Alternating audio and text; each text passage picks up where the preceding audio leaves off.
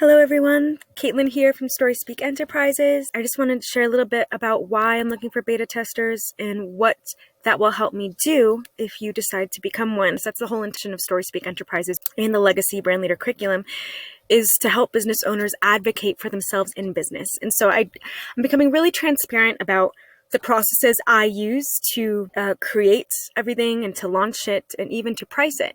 And so right now I need evidence to justify prices. So to find that price point, I need beta users. I'm looking for at least 25 to 50 users. More would be ideal. And then I'm going to average their suggested price out and price my workshops out at that price, okay? So if you're a beta tester, you become essentially someone who names your price. So what's gonna happen is if you wanna become a beta tester, I'm gonna give you a list of workshops you choose from. You can choose one or more, you have to pay for each, but you name your price. And based on the image and description alone, what would you in your mind value these teachings at? I'm doing this because I'm launching a download center and virtual workshops. I really want to include people in the price decisions. That's the ethical thing to do.